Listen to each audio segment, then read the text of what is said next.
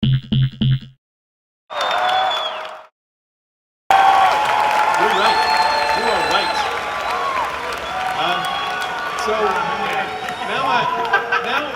now I think we're going to be able to open it up to the floor. I think we open up to the floor so people actually can ask questions at a microphone rather than having to shout out. So do we have? Okay, there we go, right over there. Hello, what is your name? Hey, my name is Mark. Hey, Mark. How you doing? I'm good. Let's not have a conversation though. What's your question? Great. This is like the world's Simon biggest... and Nick, and I just want to first say thank you guys for everything that you've done on and off the screen.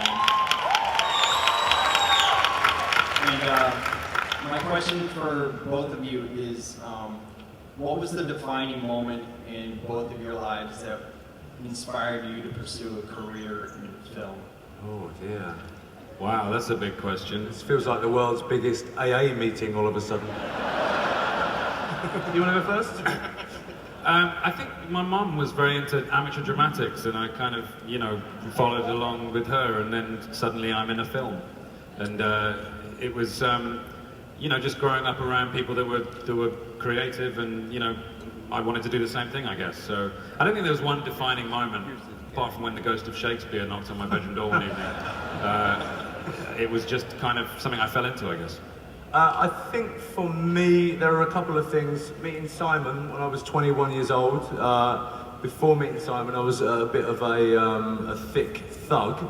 And now I'm a slightly smarter thug. But also, I reached 30 years old and I was tired of being Ed, and I pulled my finger out of my butt and I, started to take life a bit more seriously. Do that sound effect again. Nice. All right, great. Thanks, Mark. Thank you. Hunter S. Thompson has a question. I was so tickled to see the con on the big screen. What's it like for you guys to be here after filming being here? There's like 4 levels of meta happening. It's crazy. It was very odd to restage Comic-Con in Albuquerque, and it felt like Comic-Con, and we had a lot of great extras. We had a lot of great people that came along. Is anyone here? Was anyone there from here? One person. We had costume. We had the 501st Stormtroopers. Is it? Yeah. Yes, it's a Legion, 501st Legion. I think came along. We had loads of slave layers. Loads of people. Loads of Comic-Con people came down and recreated it. So it was a strange thing to have it somewhere else, but it felt like home. We actually did try and shoot here last year, but to quote the San Diego fire marshal, no fucking way. So, yeah, we had to rebuild in Albuquerque, and I think it worked. I hope. People think I'm Moby, so they don't really bug me here. I thought you were going to wear your Lobot costume this time. I was going to be Lobot or the Watcher. It is weird. It's you can't sort of just wander around as perhaps you'd like to, because lots of people want to say hi, which is very nice. But it's it's just comes with the territory, and you can do it. You put a mask on and wander around. It's no big deal. It's such a great event. You don't want to miss it. But sometimes it's a little difficult. But I wouldn't change it for the world. I was walking around Thursday dressed as a slave layer, so it can be done. I think for me, personally, it's all pros and no cons. I was a waiter 9 years ago, and now I'm sitting up here doing a film with Sigourney Weaver and Joe Truglio, so it's a dream for me. Jason Baby? What? Oh, it's it's nice to be around so many people that love movies as much as we do. It's cons. I don't think there are any, but I haven't hit the floor yet. I'll be there later. I came here, from 2000 to like 2004, I came every year just as a fan, and I always loved it, so it's cool that this is the first project I get to come with and hang out with everybody. It's pretty neat. And I went on the floor and no one gave a shit. It was great, I had a great time. Well, I guess it all works out. Well, there wasn't a Comic-Con when I was growing up, and I definitely would have come, I definitely would have dressed up, so I love coming here. I feel so at home, and this is a love letter to all of you, and I'm so excited to be a part of it. And thank you for just one quick thing.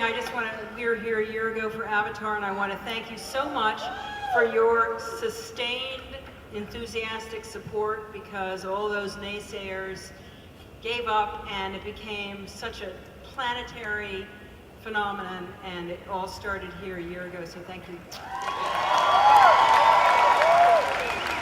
Follow that, Tambor. I too went on the floor, and people thought I was Dr. Phil. I can't follow that, Jeffrey. I can't. I go on the floor. This is my first Comic-Con, and I just have double rainbow moments. I'm just in awe. Everyone I see, especially. Can you see Joel Truglio's double rainbow shirt? Show off your shirt. Double rainbow. It's a great honor to be in this movie. It's just amazing, and there's so many wonderful smells and sights here at Comic-Con. There is. So? Yeah. It's not, since I lost a little weight, I look a little bit like J.J. Abrams is the only problem for me. People don't like me that much, but they fucking love J.J. Abrams over here, so. Just so, JJ, just so you know, people love your shit. I've been getting a lot of props, and I've been taking the credit, just so you know. But not for the end of Lost, not me. Next question. It was a little tricky. I actually recorded a lot of the motion capture stuff before we started filming Green Hornet, and then we kind of filmed pretty much simultaneously, I think. And then when they were done, I've kind of been going in and re-recording a lot of the voice stuff, and they've been capturing my face, as horrific as that sounds. But yeah, it worked out quite well, and I loved working on it. Is it true, Truglio, did you actually stand in for the alien on the set when you guys were shooting? Yes, I was hired because when I'm on my knees, I'm the perfect height of Paul. Yes, I did some standing in on set just so Simon and Nick had someone to talk to. But you would do a lot of funny shit that I would then re-record.